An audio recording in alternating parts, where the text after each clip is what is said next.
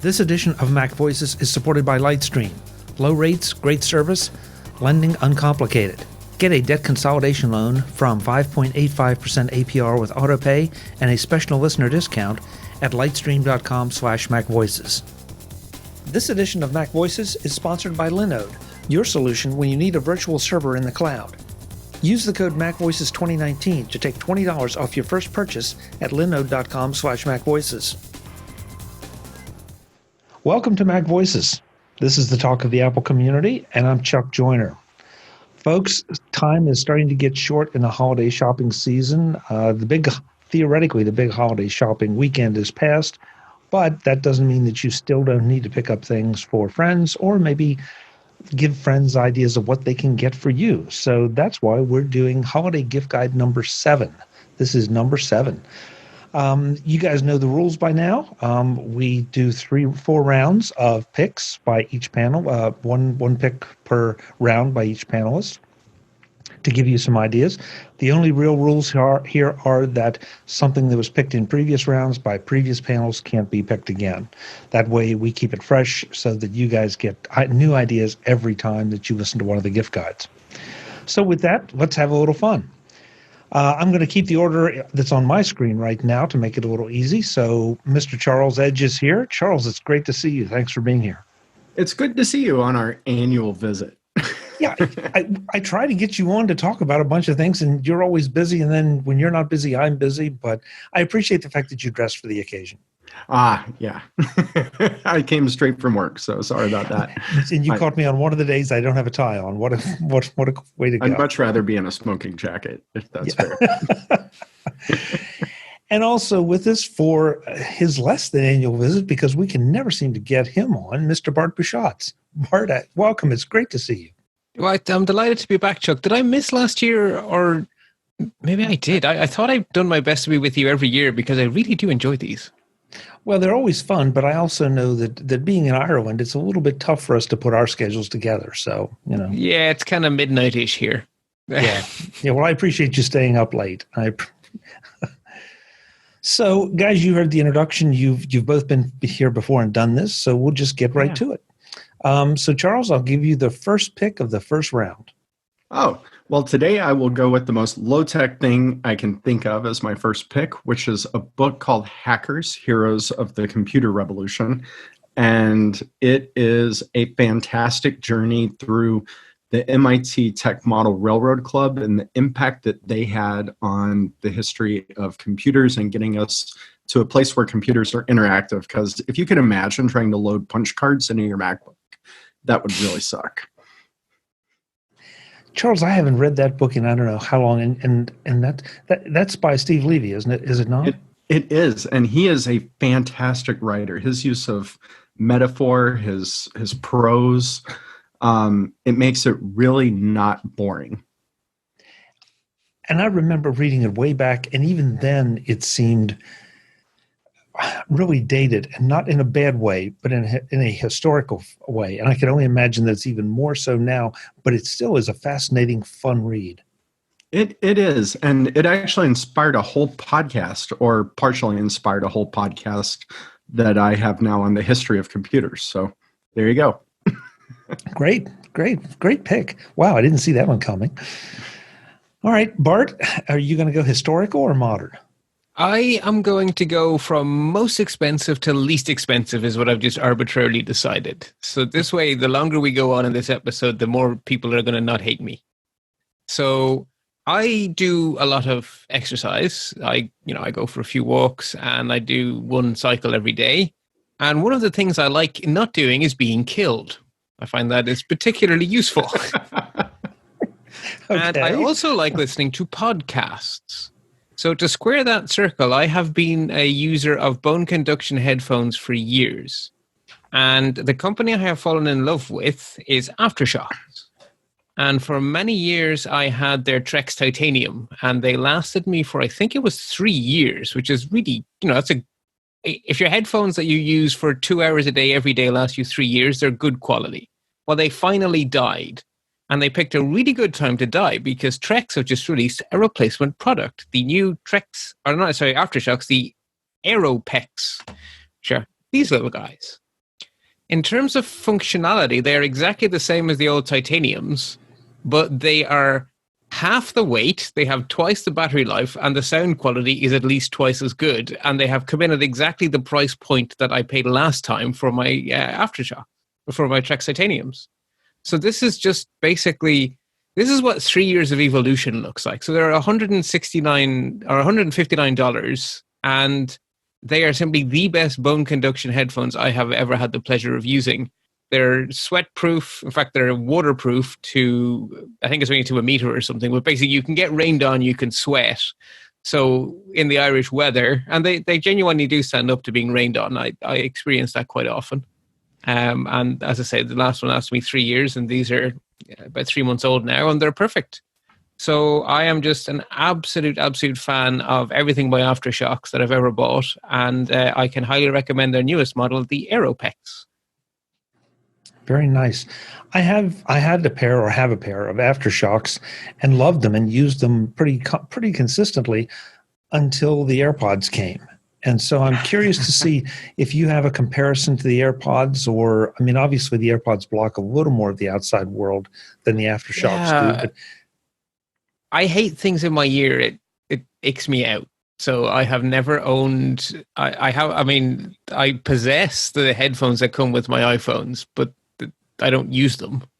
And so I've never felt any sort of desire to buy. I either have over ear like this, or I have bone conduction like this. I don't own anything in between. So I'm afraid I'm the wrong person to help you there. Okay.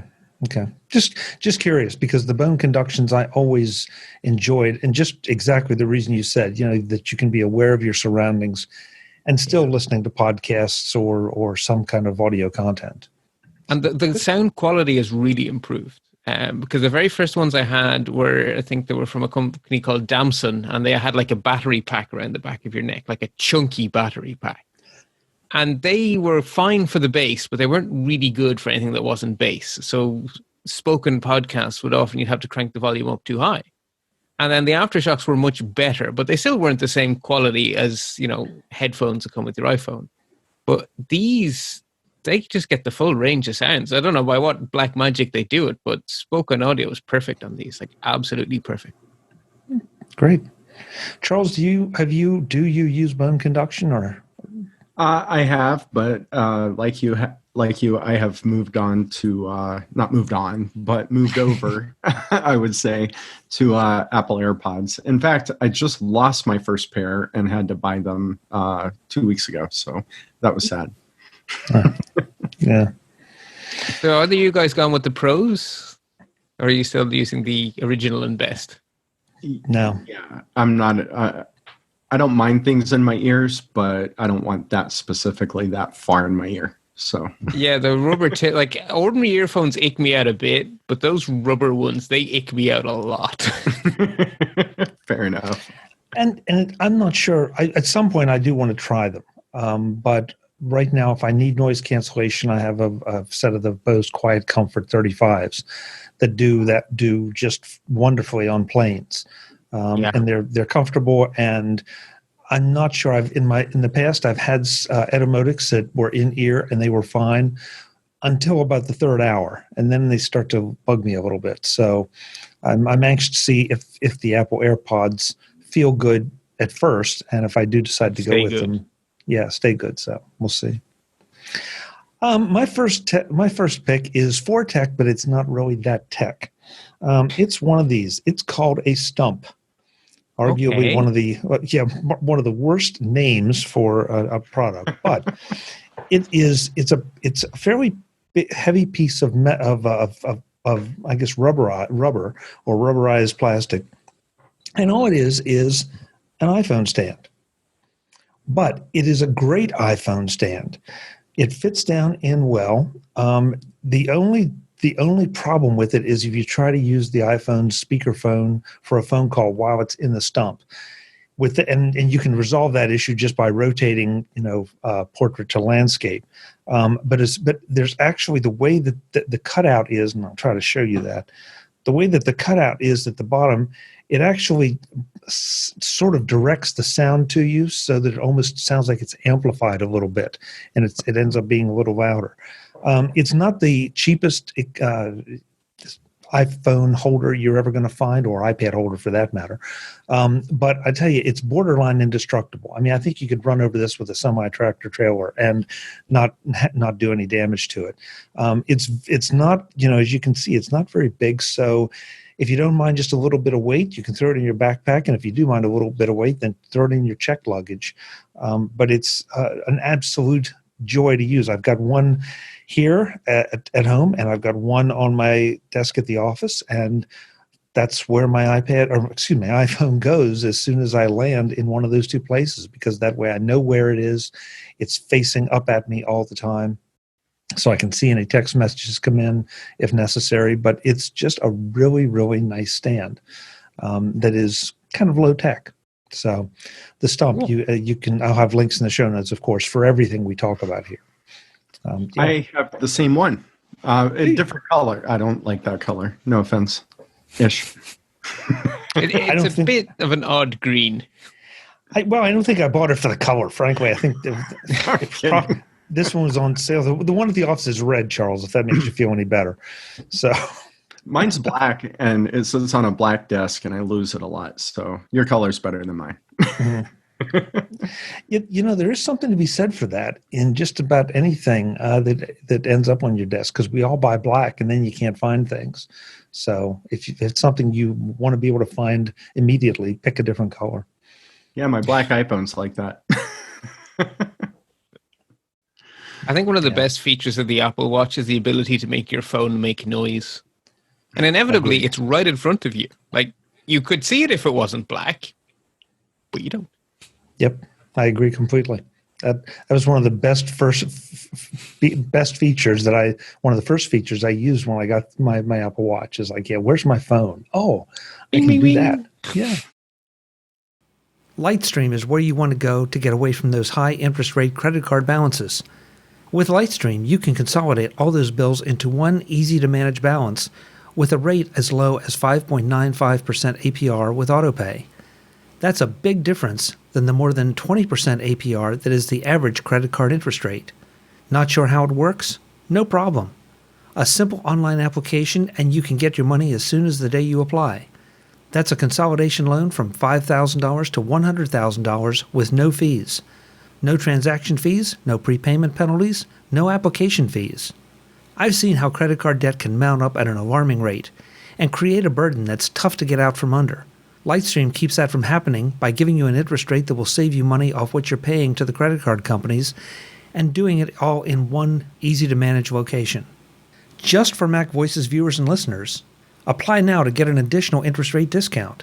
The only way to get this discount is to go to lightstream.com/MacVoices. That's lightstream.com/MacVoices for an additional discount. Again, lightstream.com/MacVoices. Subject to credit approval. Rate includes 0.0% autopay discount. Terms and conditions apply, and offers are subject to change without notice.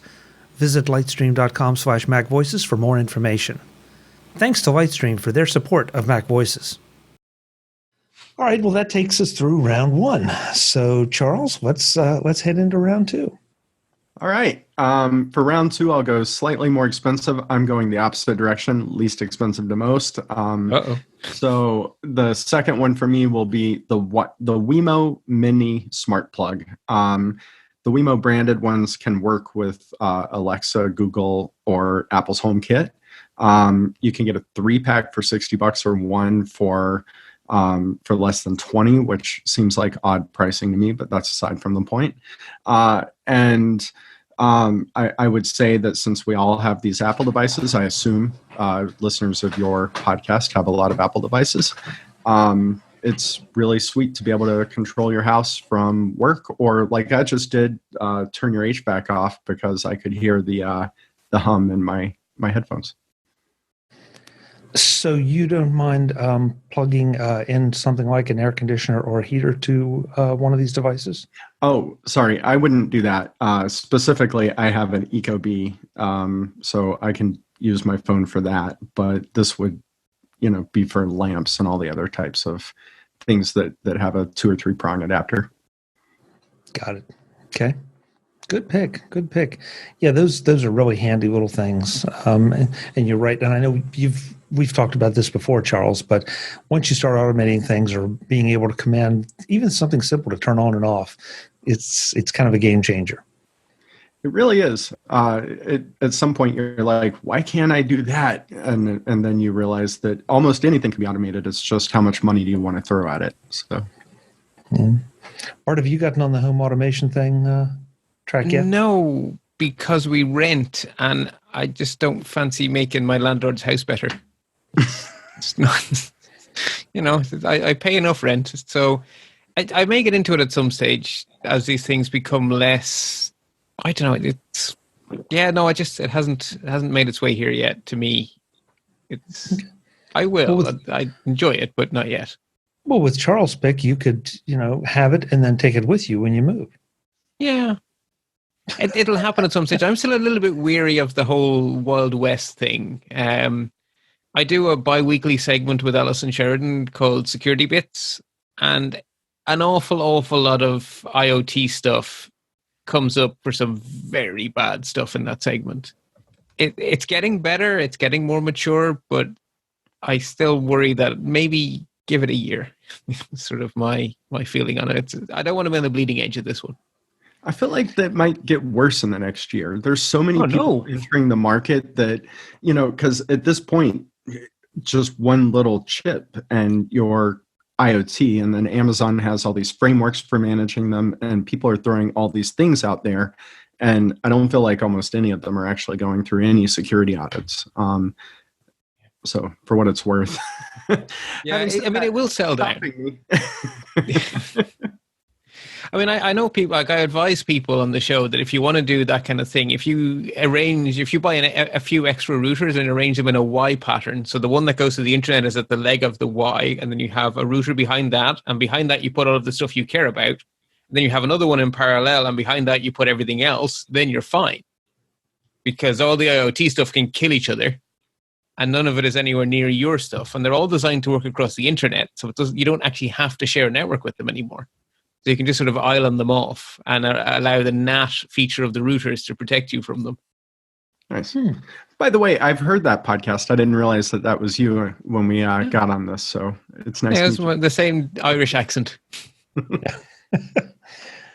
All right. Well, yeah, we have to have you guys come back on and do an IoT show sometime, because there's a lot of things I'd like to know about that.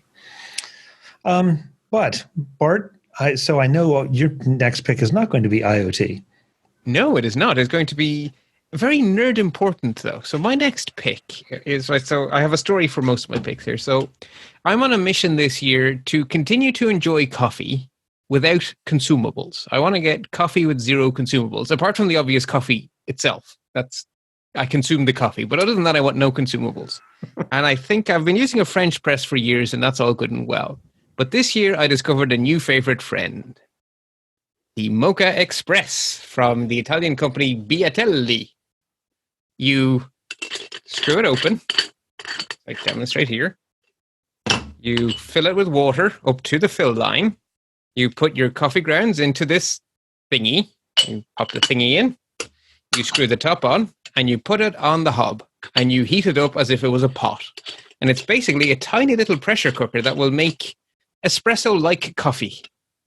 And you can either drink it as it comes out, which is delicious, or you can water it down and have an Americano, which is equally as delicious. And it takes a few minutes. It's entirely, you just rinse it under the tap and you're done. It's very easy to wash. There are no filters. There is no pods. There's nothing to recycle. You just buy good coffee, grind it yourself, and then you make the most delicious coffee on planet Earth. And it is a whopping 20-ish to 30-ish euro, depending on where you buy it. So it is the Mocha Express. I have the same thing, and I love it too, by the way. Excellent. Really? Mm-hmm. So I have to ask a supplemental question on that. Absolutely. For both of you. What do you use, or how do you grind your beans, or do you, God forbid, I'm not a coffee snob, so I might even buy it pre-ground, but you two probably are. I used to buy them pre-ground, but I have a podcast listener who wants to support my podcasting, but doesn't want to send me money. but she lives in a place in Belgium where they have a really good artisanal coffee brew or coffee roaster. And so she sends me freshly roasted bags of coffee that is not yet ground. So I went out and bought myself a grinding machine. And it is the most delicious coffee ever. And I always know when new box has arrived because when I open the front door from work, I can smell it before I even unpack the box. So yeah, so I'm utterly spoiled. But there's the day you grind the coffee, it tastes so much better than the week later when you grind the next lot. And I mean, I have like airtight containers and stuff, and I seal it up well. But the first day, I love first day coffee. I adore first day coffee. I try to make the first day be Monday because Monday is otherwise cranky inducing. But if it can be Monday with good coffee, it's like, oh, it's better. So this is first day coffee, by the way. It is Very Monday. Nice. And it's Monday. Yeah, it's Tuesday for me, but close enough. And I have a couple of people that send me beans here and there. A buddy who every time he visits brings me beans from Seattle, but I'm not a coffee snob, so I buy them pre-ground. I have a grinder so that, when people send them to me, I can grind them, but I don't typically buy it that way. I'm too lazy for all that. It's 30 seconds. I know. It's the cleanup. Those grounds get everywhere. It's 30 seconds of grinding and 8 minutes of trying to get the grounds all cleaned up. Okay, if you don't mind, right, so what I do, kitchen roll, wipe it all out, close my eyes, blow really hard, and put it away. And honestly, that is good enough. You just got to close your eyes or you have coffee grinds in your face. Seriously, it works. This has been Coffee Voices. It's very important, Chuck. I've often heard it said that developers are people who turn caffeine into code. Okay. That's what I do for a living, so this is fuel. That's what I do for a living as well. Well, believe me, you two are not the first to pick a coffee product of one kind or another on the show or even in this year's gift guide. So, no, by all means. I find it fascinating. One day I hope to acquire enough of a taste for coffee to appreciate that. But do you drink it black, Chuck? No. That'll drink. So I lost a lot of weight. And one of the things I did was stop putting sugar in my coffee. And when you stop sugaring your coffee, you all of a sudden realize that there's a real difference in good coffee and bad coffee. Because if you just smother it in sugar, it's just sweet. But if you have it black, it really matters. I do love sugar. Just throwing that out there. Well, to me, that's Sunday, right? So Sunday evening, I have coffee with 1 sugar and 1 hazelnut syrup. And that's like my Sunday treat. All right. Well, I'll give it a shot and see what happens. And you have one for us, Chuck, right? I have one for you, yes. I just did a MacVoices briefing on this. This is the video Mic Me L from Rode. This is a nice little video microphone that goes on your iOS device, whether it's iPad or iPhone. And it is quite simple. You basically just plug it into the Lightning port, and you can put it so that it faces the front camera or the back camera, and that's it. That's all you do. There's no software drivers or anything. It just becomes available to whatever app you're using. And it, of course, because it's directional, it gives you a much better sound. And, of course, it's closer, and the mic is absolutely oriented toward you. And so I've adopted this. I'm doing a couple experiments with some video and potentially for MacVoices, and I just was not happy with the audio. And this makes it so that if I want to be out somewhere and do something live, I can get decent sound out of it. It also comes with the obligatory dead cat. So if you're out in a windy spot, but and of course, being that small, it's very, very easy to take with you. In fact, just over the weekend, I got this little tub, which is intended as a food storage tub with a locking top, and that's going to go in my backpack. Obviously, I want to protect the mic. And there you go. You've greatly improved your mobile video, the audio for your mobile video. It's not that expensive, and of course, Rode is such a great name. I use a Rode Broadcaster. I'm using a Rode Broadcaster now for this. The Rode Podcaster is well known to anybody that's either producing or listening to podcasts. I've always found their equipment to be priced well, very durable, great sounding. And so when this came out, it's like, I got to give it a try, and it did not disappoint. So go check it out if you have the need. So I saw those at Guitar Center the other day. I was just replacing all of my microphones. So is that a cardioid mic or is it an omnidirectional? I believe it's cardioid. Nice. I mean, I would not want to, I did not check that, Charles, so I wouldn't want you to guarantee that. But as for what it does, I mean, again, it's fairly directional. So if I take it, aim it, at me versus, that, there's a big difference. I do think I've decided that all omnidirectional microphones should be destroyed. Random side note. I'm not sure. Unless you're recording a round table and it's in the middle of a round table. Right. That is literally the only use for an omnidirectional mic. Well, even then you're better off with beamforming arrays of microphones if possible, but that gets pretty pricey compared to a mic. Something. Yeah. There are a number of these mics out there, and they're made by some really good names. But this one just impressed me, again, because of the size, and it doesn't appear, I mean, again, I don't want to play catch with it, but I think it's fairly durable, at least so far. And I'm going to take a little extra care to protect it, of course. But, it seemed to be certainly the most reasonably priced that I saw for what the amount of money I wanted to spend. Of course, I can get something that connects through the lightning port and is big and impressive and will sound great, but it's not real portable. So that's round 2 already. Wow. Mm-hmm. Okay. Charles, round 3. Oh, right. Round 3. I should figure something out. So continuing on the home automation front, I'm going to pick the Logitech Harmony Companion. There will be a link in the show notes, but basically it's an IR blaster / app that you can control then from HomeKit or Alexa or what have you, for that can control the Apple TV and your TV and the sound bar if you have that, etc. So I've had one. I think I have my third one, just because over the years things change, and I've loved them for a long time. I've never had good luck with IR blasters, so that I'm really intrigued to hear how well this one works. I mean, you said it can control Apple TV, your TV, the sound bar. Mm-hmm. I mean, is it difficult to program and get up and running? Is it difficult to aim? How does that work?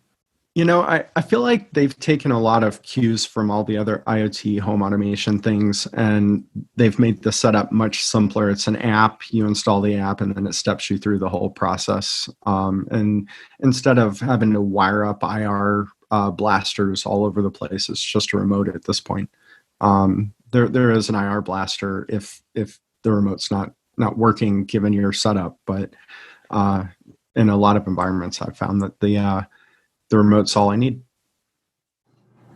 Great. Okay. Oh boy, you may have just spent some money of my money. Spent some of my money. It must be a very expensive time of year for you, Joe. You just have lots of people come on and tempt you. They go beyond tempting me, Bart. Yeah, there's. I end up the gift guide that I publish on Flipboard for these for each year just becomes my list of things to buy over the next year. Because I give can't it to your family, subtle hint. Yeah, it's like here's the Flipboard app. Just buy me something on this list. So, what are you taking us into round 3 with? Okay. Well, remember that I'm going downhill in price, so we're now down to about the $20 to $25 sort of mark. So one of the things I love about the new iPhone 11, which was quite a bit more expensive than $25, is the night mode. And even handheld, the night mode does amazing things. But if it detects it's on a tripod, it lets you do 30-second exposures. And like I say, I do a lot of walking, and I like to be able to just snap a shot anytime without having to carry something heavy. So this is my tripod. It is the Joby, I get the name right, the Grip Tight 1. So believe it or not, it folds out, folds up. This is spring mounted, so the iPhone just basically sits in here, and then it has 3 little legs that spin out, and it is adjustable. And if you screw it off, it actually has a standard tripod screw underneath, so you could actually mount it onto a normal tripod. But that is all you need to do your 30-second exposures, assuming you can find a wall or a bridge, or frankly, just the ground. Just set the phone down, angle it the way you want, and hit the button. So I have taken some really fun shots with this thing. It's always in my pocket when I go out for my nighttime walks. And I have popped a link in the show notes to one of my, or I think I have, the Twitter one there is one of the shots I took with this, which is the constellation of Orion. Clear as day with my phone. And that's magic. And so, $20-ish and absolutely teeny tiny when you fold it up. So I know somebody's going to email one or both of us, so let's just get it out of the way now. You're giving us a picture of Orion. With what app did you use? The camera in my iPhone.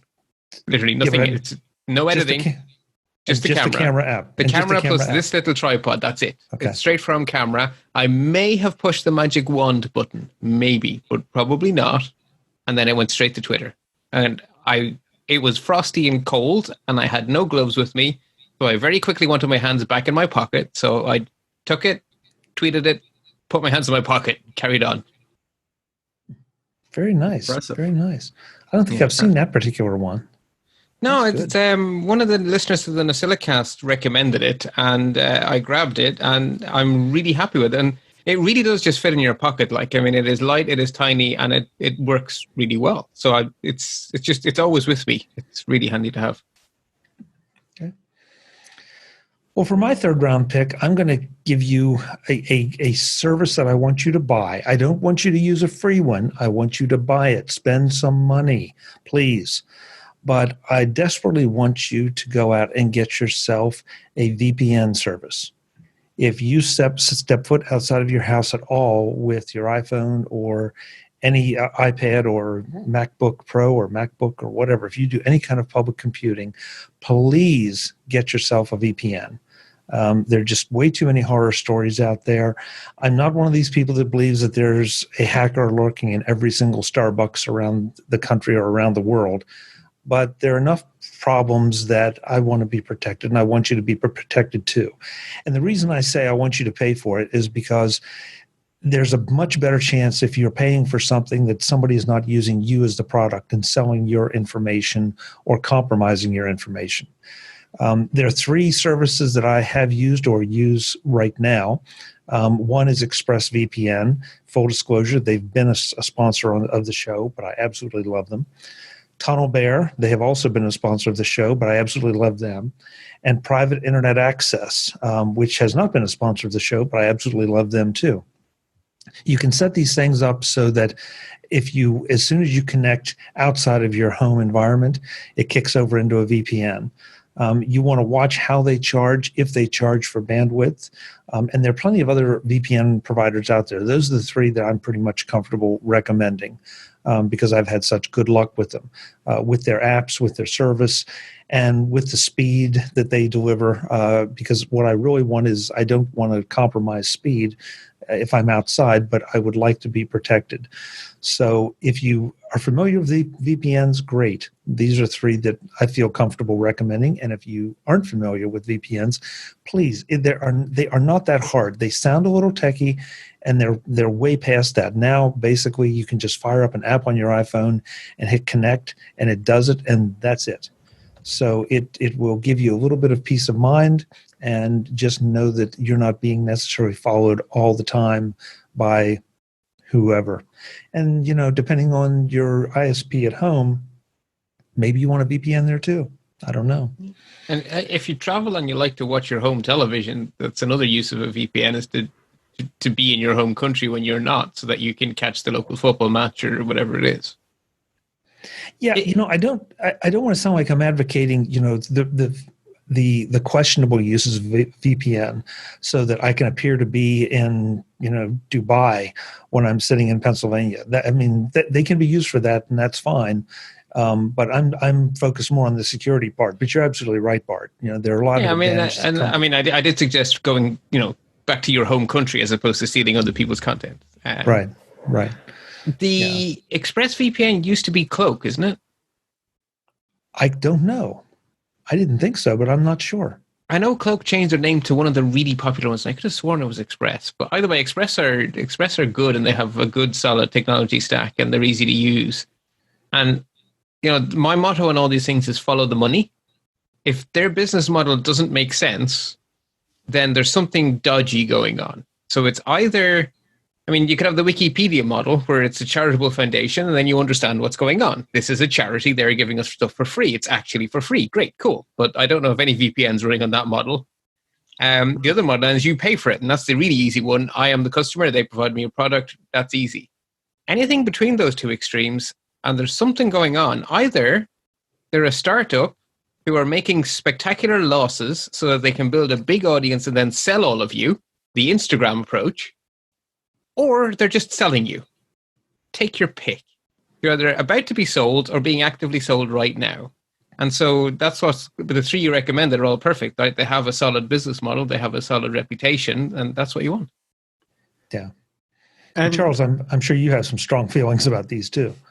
I'm not much of a privacy person. I just assume everyone who wants it can get any bits that I put on a wire. I've spoken at DEF CON many times and had my bits on the wall of shame. So there's that. I would say I just dropped a couple of links in the show notes or in the chat to you.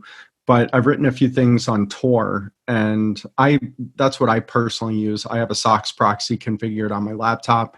At boot time, I have a launch daemon that fires up Tor, and then all of my traffic is piped over Tor. I had a couple friends who, at the request of a law enforcement agency, had their IP addresses handed in from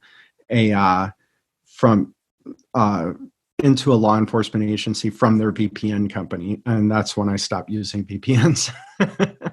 So at this point, I'm a Tor user. So isn't it ExpressVPN that have the servers that don't ever store the logs to hardware and that they've been audited externally by third parties to verify they are actually working as they say? Pretty sure that was Express. Can't confirm or deny. Yeah, it's basically at a hardware level, there is no permanent storage on those endpoints, so they can't save it. I love that business model. Yeah. And it's probably important to know that with a VPN, even with a VPN, there's an endpoint somewhere. So somebody has the opportunity to know what you're doing, where you're going, and all that. And you can, stack VPN on VPN. But, at some point, somebody's going to know. So Bart's point is absolutely correct. Take a good hard look at their privacy notices in comparison with what you're doing. And if it bothers you, then you want to go shopping and find one that doesn't keep any records. Yeah. If you can. Whatever you're looking to do online, you can build it on Linode. But not just build it, provision, secure, monitor, and back it up too. Linode is a full-service hosting operation with 10 data centers around the world, with their newest in Toronto now open, and the next coming in Mumbai by the end of the year.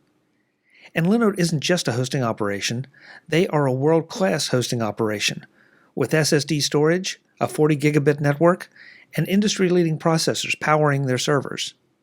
If you know what you want, you can dig right in. Or you can let Linode do some of the setup for you with their easy one-click installs of a variety of servers. Find out what Linode can do for you by visiting linode.com/MacVoices and using the offer code MacVoices2019 to get $20 off your first purchase. That's linode.com/MacVoices and the code MacVoices2019 to take $20 off your first server. It won't be your last. Thanks to Linode for their support of MacVoices. All right, gentlemen, that's 3 quick rounds. So we're up to number 4, and so now we're looking for your very best picks. I did this backwards, didn't I? Well, not necessarily. No, because they're all great picks, Bart. Come on. So, Charles, round 4. Okay, so this is one that I actually just bought on Amazon today, but I was sitting beside someone at work this morning, and I look over and it looked like she was typing on a completely black screen. And I was like, whoa, what's that? And then I realized that she had a privacy filter that was just that good. And even though I just said I'm not a privacy person, I do have payroll and things like that on my laptop from time to time. So I'd really rather no one see that isn't supposed to. So I would say the magnetic privacy screen from XBO is my fourth and final pick. And I did not exactly go in ascending order here. So I cheated. Sorry. It's $35. That's not bad. Is this? I mean, what does it do to the normal use of your laptop, Charles? Nothing. I can still open and close my laptop with it on. I would say it does darken the screen when I have the filter on specifically, but if I have a spreadsheet, especially with payroll data or any PII or private data, then I would definitely throw that on before I start doing that. I do a lot of machine learning these days, and that has a lot, even though I don't want any PII data, occasionally something in an ETL squeaks through, and before I cleanse it out, I would hate for someone in a coffee shop to see it over my shoulder. Is it something that can be, I mean, obviously you can take it off at some point, but it can be taken on, put off, taken on, put off? Yep. It's magnetic, so it snaps to the top of the MacBook screen, and that, unlike previous filters where you use a piece of tape to apply it, or you just kind of oddly position it on the screen, this is a much better kind of situation because those magnets kind of keep it in place and make it very simple to add and remove. Good pick. The fact that Apple uses magnetic closures comes in very handy for these third-party products, I guess. Yeah. In this case, it's probably the best use of that I've seen from a third-party product. So, gee, I hadn't even thought about that part. I mean, I remember the ones where you had to, put a piece of Velcro on. But I guess now we really don't have any bezels that are big enough to put a piece of Velcro on. Yeah, no, definitely. Yeah, and this is budget season at work, so there's lots of financials on my screen. Aha. Okay, good pick. Bart? Just before I go into my pick, I've been doing a bit of Googling to make sure my memory was correct. ExpressVPN has been independently audited by PricewaterhouseCoopers, and TunnelBear have also been independently audited. So both of those you picked are audited. That what they say they do is what they really do. So they're two really good secure picks. Great. So anyway, with that done. Good for me. Yeah, I know there's super picks. So the last thing I have is, I would call it a stocking stuffer, but it's important to have some of those. So it's a whopping $4. No, it's £4 sterling, so about $5. Everything these days charges over USB, but you don't want to shove your USB device into someone else's computer, because USB, as well as having power pins, has data pins. So what you really want is some sort of intermediate physical piece of hardware that physically disconnects the data pins, leaving only power pins. So I present to you the PortaPow Data Blocker. It is a tiny little USB device, male on one end, female on the other, and you stick it in the line, and it actually has a window. Let's see if we can hold it up to the camera. So if you look in the window, you can see the two middle pins are not connected to anything, and the two outer pins are. So they actually show you the disconnect in the data pins. So it is the safest way to take someone else's power. And it's tiny, and it's like, I think I bought a 4-pack for less than £10, and I just give them out like candy. They come in these little red boxes. I just hand these out to people. And, perfect. So you can safely charge, and I have them in my laptop bag. I have them in my wallet. I just have them everywhere, and just give them to people. So there we go. The PortaPow Data Blocker. I have not seen that, but I love that because I'm constantly, I go through airports and I'm a little horrified at just how people will plug into, whatever port's available to them. And look, I'm sure, it's kind of like the coffee shop thing. I'm sure that probably 99.9% of them are just fine. Yeah. But it just takes one though. Yeah, exactly. Exactly. And that's a case where, your data can be sucked off of your phone real quick. Well, your phone could just be hacked because, I mean, Apple are good at patching stuff, but they're not perfect. They're still human beings. If you have an Android phone, there's the security vulnerabilities there too. So it's a real problem. And it's such a simple hardware solution, right? There's no firmware in this. It is just there's a physical gap in the wire. There we go. Problem solved. I like that. I like that a lot. I would throw out there that I'm having a tough time finding. So the 5-pack of black ones will ship to the U.S., but the clear ones don't. Oh, they're the most fun because they have the window. Yeah, but then the NSA can't listen in on the things that you plug in at the airport. So there is another brand that I can't get here in Europe. I think it's called a USB condom is the name they've chosen for it. It's exactly the same thing. And I think I've heard Leo Laporte recommend those, but they don't ship to Ireland, which is why I have my DataPow. My PortaPow data blocker. So there are a couple of different companies. I have 2 on the way. Thank you for that. Pleasure. But the USB condom just sounds so much more. It does sound better, doesn't it? Yeah, I don't know. I'm not even going to say better, just more. So I'll stop there. I'll just stop there. Well, I'm going to pick for my last pick something that I use on a pretty daily basis. Definitely, if I'm driving to work and back or anywhere for work. And I know that there's some people find this a little controversial, but I really love Waze. I know Waze is owned by Google, so therefore Google is tracking me, and Google knows a lot about my movements. And okay, but that's just part of the game at this point. And I'm one of those that I kind of do this balance between the privacy and what I give away with what I get. And what I get back from Waze is more than balances out, because I get road alerts, I get speed trap alerts, I get police alerts, I get collision or accident alerts. And the reason it works so much better than anything else, of course, is because the Waze users, there's a decent installed base out there, and they are constantly reporting on things that are happening to them on the road. So, in fact, in some ways, it's kind of difficult to report a new speed trap or a new hazard or whatever, because people are, they want to get those points. It's a whole gamification thing, but it's contributing the information that I need and want to get me around problems or through problems or keep me from getting tickets. I know it saved me at least 5 or 6 tickets in the last year, probably. And so, I would encourage, and I'm a little bit selfish because, I want you to use it too. So you're contributing to that base of information. And they've done a really good job, I think, of making the interface so that you don't have to take your eyes off the road. In fact, they have voice-activated alerts that you can trigger if you want to report something. You can just tell it to report it. You don't even have to reach over and touch any buttons. So they're doing a really good job of improving this and not contributing to the distracted driving model, but really enhancing the driving experience and making it better. For some reason this year, I just started, I don't know if they had this on or whether it came with the revision, but for some reason this year in my area, I'm seeing a lot more roadkill alerts.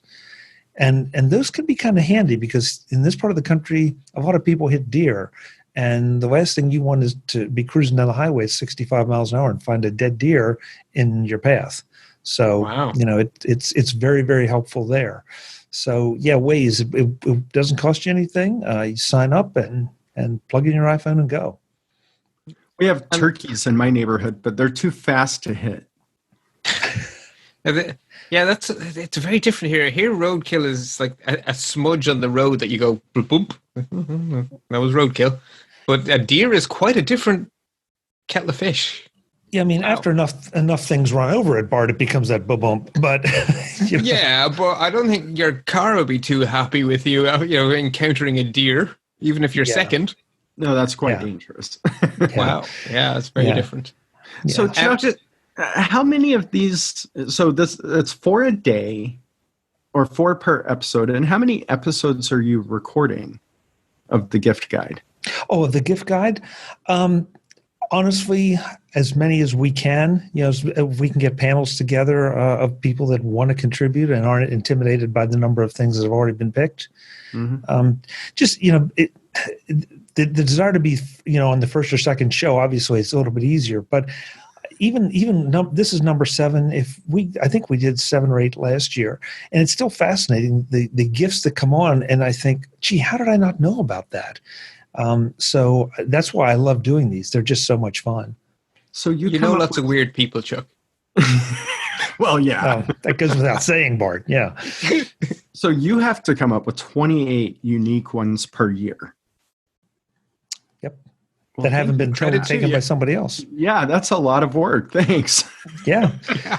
Yeah, that's why. But if you think about it, we all have favorite apps. You all have different things and different use cases, and it's just a great way, I think, to share just a little endorsement of something that I use or I like, or maybe that looks interesting to me. And what do you guys think? And again, you guys always end up costing me money, so it's my job. Yeah, thanks a lot. But that was let's see, that's 4 times. That's 12 great picks, I think. Modestly speaking for my own, but you guys came up with some really unique ones. Well, I think there was variety on the show. Definitely. So I want to go around the table and just let folks know where they can find you when you're not here, picking gifts and costing me money. Charles? I think the best way to find my stuff would be through my personal website, crypted.com, KRYPTED.com, or finding me at my day job at Jamf Software. Great. Thank you so much for being here. I hope you have a great holiday. Thanks for having me. And thanks for all those picks. You're costing me more money than I'm costing you. Well, maybe. We'll see. Bart, you mentioned something you do with Allison Sheridan, but what else do you do? Yeah, so the easiest thing is bartb.ie because you can spell that. Bartbusschots.ie also works, but you can't spell that. I do 2 podcasts of my own, Let's Talk Apple and Let's Talk Photography. They're monthly shows. So every month, at the end of the month, we get together and we talk about sort of the big picture view of Apple news. So it's like the inverse of macOS Ken. We zoom out and we look back at the month to see what's actually been really important, how stories have evolved in big, long trends. Instead of looking at the fine detail, we look at the big picture. And then we have a photography show where my basic rule is no gear talk. It's about the art and craft of photography, not about whether you have this lens or that lens. And the format of that one is really varied, but it's always the art and craft of photography, not tech talk. And so they're both at lets-talk.ie. Great. It's great to see you. Thanks so much, and I hope you have a great holiday over there. And thank you for staying up late for us. Yeah, I'm a bit of a night owl, but yes, Chuck, thank you, and the same to both of you. The very best wishes for the season. Yes. Thank you. Happy holidays. Folks, I'm Chuck Joyner. This is MacVoices. Charles led me into it. If we can get panels together and they have things to offer, we will definitely have more gift guides. I do want to let you know, and I alluded to it earlier, that I'm putting all of the gift picks this year into a Flipboard magazine, as well as putting them in the show notes to this particular episode. So if you go to the Flipboard magazine, you'll see everything from all the panels, and they often come with graphic or images, so it's a bit more of a magazine-like experience. You'll be ordering from the same links you would from the show notes, and we use Amazon links wherever possible to help support the show. It doesn't cost you anything and helps give us a little bit of a kick. So until the next time, and as always, thanks for watching. Visit MacVoices.com for show notes and to connect with Chuck on social media. Get involved in our Facebook group or like our Facebook page, and get more out of your Apple tech with MacVoices Magazine, free on Flipboard and on the web. And if you find value in it all, consider supporting us through either our Patreon campaign at patreon.com/MacVoices or by making a one-time donation via the PayPal link on our front page and in the show notes of each episode. You will join these fine people who help bring you MacVoices.